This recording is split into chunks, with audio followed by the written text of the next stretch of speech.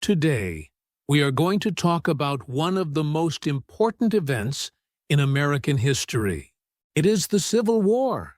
This war happened in the United States from 1861 to 1865. It tore the country apart, and then it brought it back together. I know a little about it.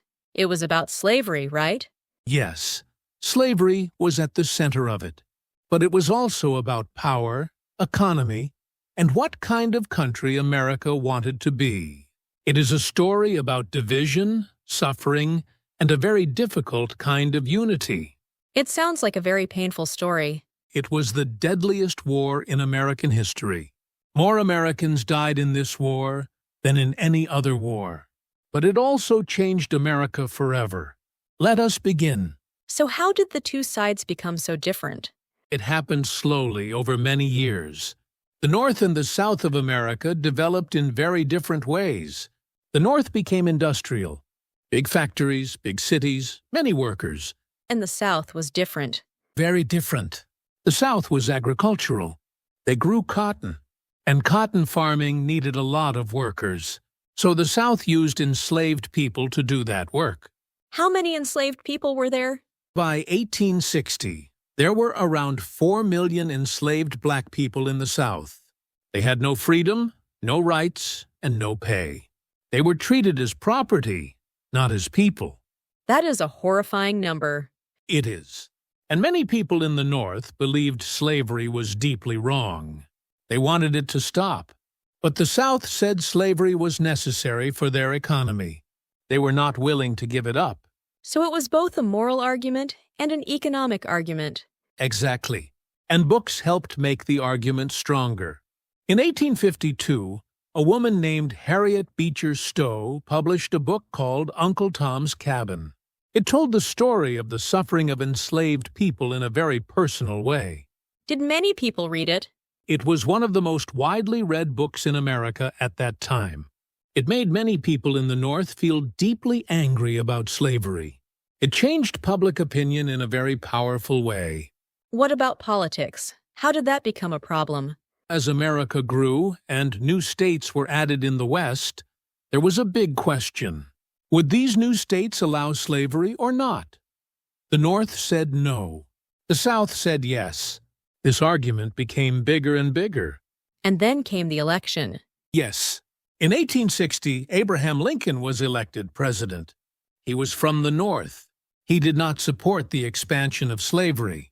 The South was very afraid of what he would do. So what did the South do? They decided to leave. One by one, Southern states said they were no longer part of the United States. They formed their own country. They called it the Confederate States of America. Can a state just leave the country like that? Lincoln said no. He said the United States was one nation, and no state had the right to leave. That disagreement became a war. So even before any fighting, the country was already broken. Yes, it was a house divided, and a house divided cannot stand. Lincoln himself used those very words. So when did the actual fighting start? It started in April 1861. Confederate soldiers attacked a United States military fort called Fort Sumter. It was in South Carolina. The Union soldiers inside had to surrender. That was the beginning of the war. Yes. After that, more states left the Union and joined the Confederacy. And Lincoln called for soldiers to fight for the Union. The war had begun. What did each side want? The North, called the Union, wanted to keep the country together. They believed the United States must remain one nation. The South, called the Confederacy, wanted independence. They wanted to live the way they chose, with slavery included. Were the two sides equal in strength? No. The North was much stronger in many ways. More people, more factories, more railroads, more money. The South had fewer resources. But the South had very motivated soldiers. They were fighting for their homes and their land. And they had good military leaders. Yes. General Robert E. Lee led the Confederate Army. He was a brilliant military commander. Many people respected him greatly, even in the North. He had actually been offered command of the Union Army first. Really? He refused the Union? Yes, he was from Virginia. When Virginia left the Union, he felt he had to stay with his home state. That was the kind of terrible choice many people had to make in this war. Families must have been torn apart. Many were. Brothers fought against brothers. Fathers fought against sons. Neighbors became enemies. It was not just a national war. It was deeply personal for millions of people. What were the early battles like? Many people in the North thought the war would end quickly. They thought the South would give up soon. But that was wrong. The first big battle, called the Battle of Bull Run, shocked the North. The Confederates won. So the South was stronger than people expected. Much stronger. The war was not going to end fast. Both sides settled in for a long and very bloody fight.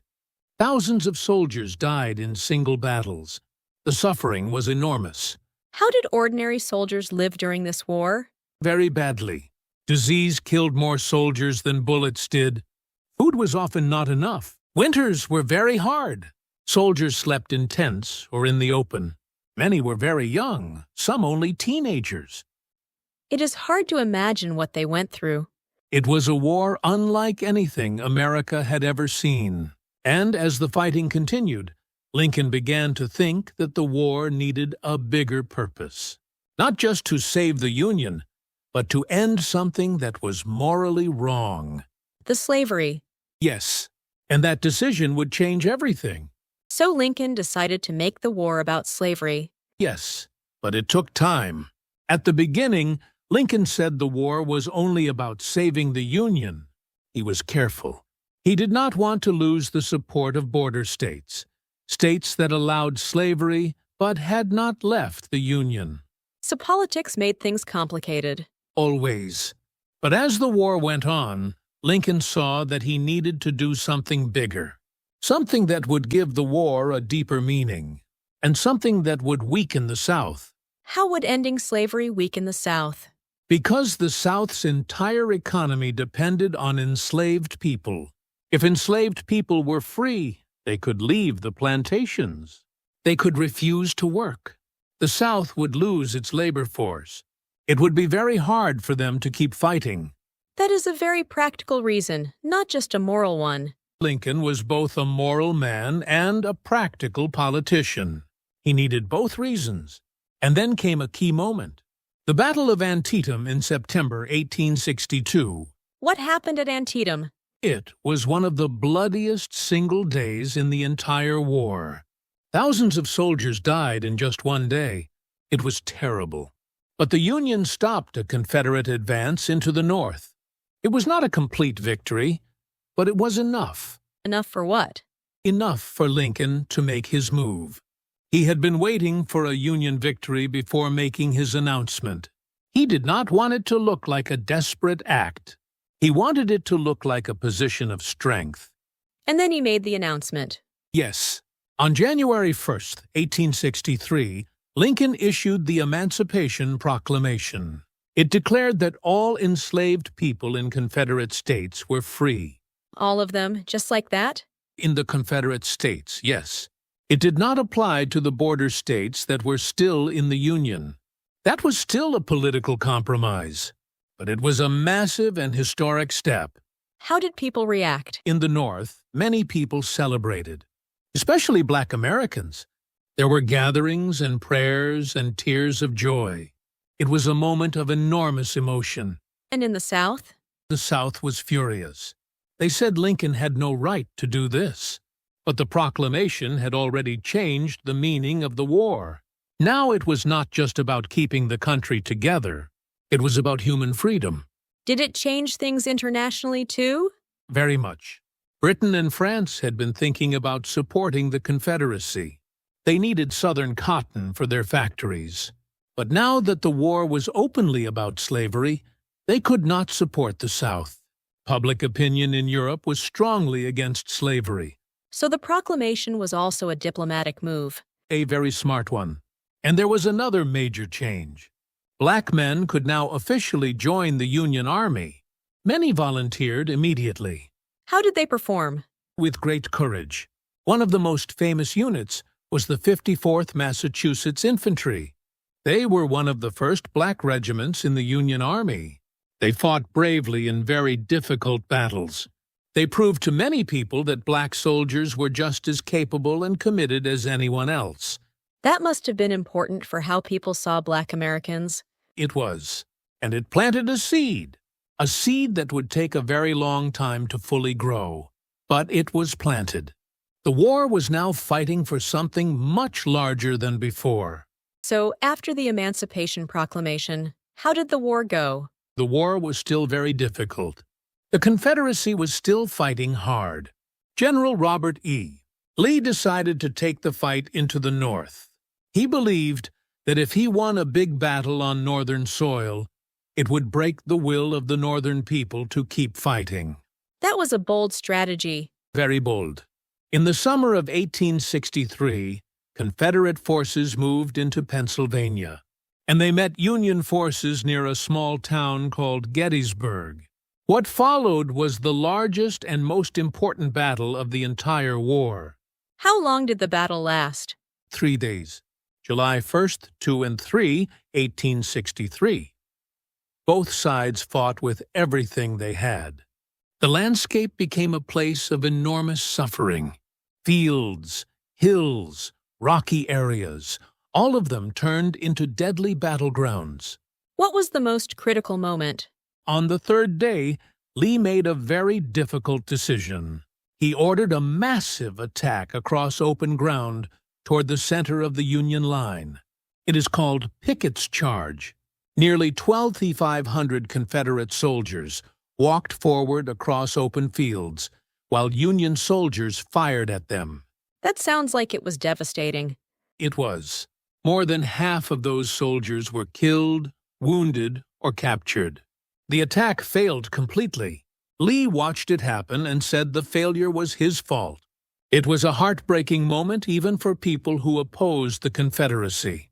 Because so many young men died for nothing. Yes, war does not separate courage from tragedy. Those men were brave, but they were sent into something impossible. After Gettysburg, Lee retreated back to the South. He never invaded the North again. So it really was the turning point. Most historians agree.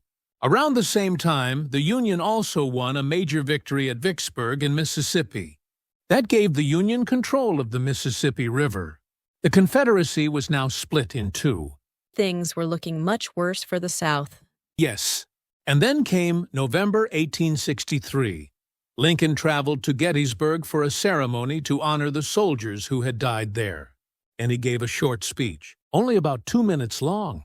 A 2-minute speech became famous? One of the most famous speeches in all of history. It is called the Gettysburg Address. Lincoln talked about why those soldiers had died. He said they died so that a nation built on the idea that all people are created equal could survive. And that famous line, "Government of the people, by the people, for the people."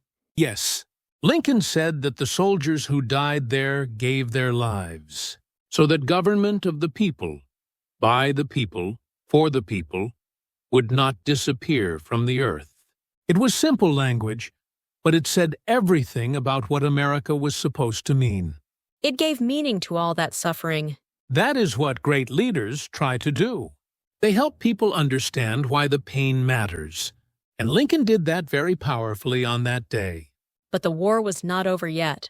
No, there was still very hard fighting ahead. But the direction was now clear. The Union was going to win. The question was how long it would take, and how much more suffering there would be before the end. And the end, when it finally came, brought its own pain. Yes, victory and tragedy arrived almost at the same time. We will talk about that next. So how did the war finally end? By 1864 and 1865, the Union Army was pushing deep into the South. General Ulysses S. Grant led the Union forces in the East, and General William Sherman marched his army through Georgia and the Carolinas, destroying everything that could help the Confederate war effort. That sounds very brutal. It was.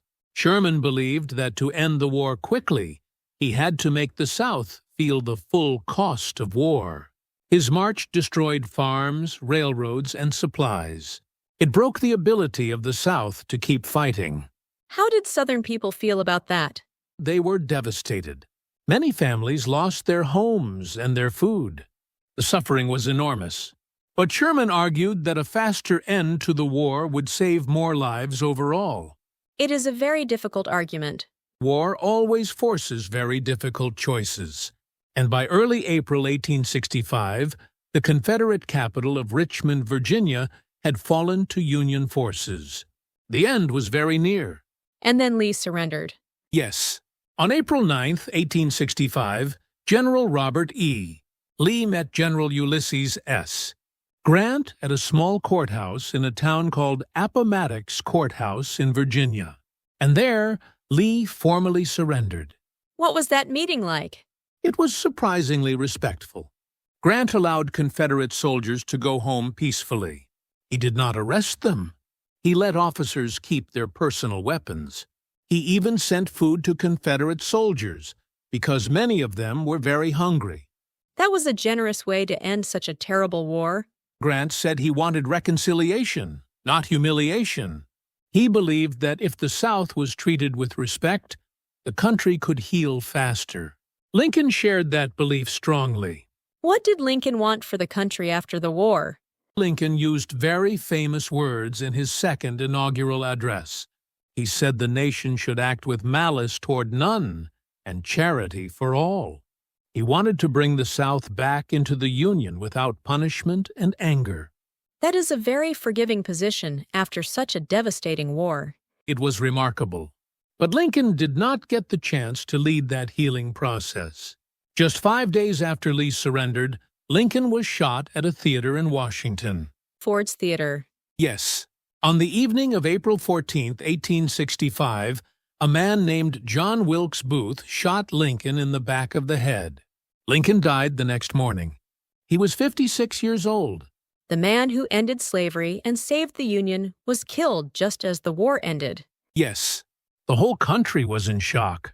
People who had just been celebrating the end of the war were suddenly filled with grief. It was one of the most tragic moments in American history. What happened to the country after that? The period after the war is called Reconstruction. The country had to figure out how to put itself back together. And one of the first and most important steps was the 13th Amendment to the Constitution. That officially ended slavery. Yes, the 13th Amendment was passed in December 1865. It said that slavery shall not exist anywhere in the United States. After nearly 250 years, slavery was finally legally abolished. That is an enormous moment. Enormous. But freedom on paper did not immediately mean freedom in real life. Black Americans were free, but they faced enormous difficulties. Many had no land, no money, and no education. And many white Southerners were deeply hostile to them. So the struggle was not over. Not even close. During Reconstruction, the federal government tried to help Black Americans build new lives. New schools were built. Black men were allowed to vote and even hold political office for the first time. That must have been a remarkable change. It was, but it did not last. After federal troops left the South in 1877, many of those gains were taken away.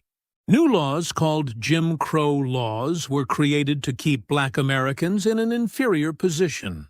The road to true equality would take another 100 years and more. So the Civil War ended slavery, but it did not end inequality.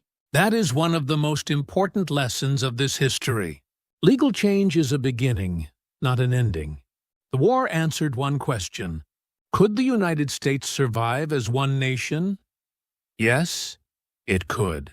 But the deeper question of true equality for all people was left for future generations to answer. And that answer is still being worked on today. Yes, the Civil War planted the seeds.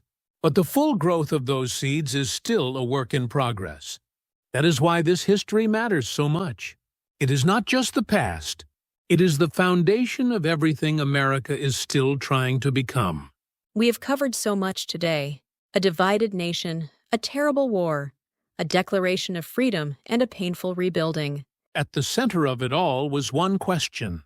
Can a country that says all people are created equal actually live by those words? And the Civil War forced America to begin answering that question with real action, not just words. 4 years of war, over 600,000 soldiers dead, millions of lives changed forever, and at the end, one nation still standing. But standing with wounds that took generations to heal. That is the honest truth of this story. Victory and grief arrived together. Freedom and inequality existed side by side. History is rarely simple. But understanding it clearly, without looking away from the difficult parts, is how we learn. Exactly. The Civil War is not just American history. It is a story about what any society must face when it refuses to live up to its own values, and the courage it takes to finally change. Thank you for taking us through this story. It was heavy, but it was necessary. Thank you for listening. Some stories are hard to tell, but they are the most important ones to know.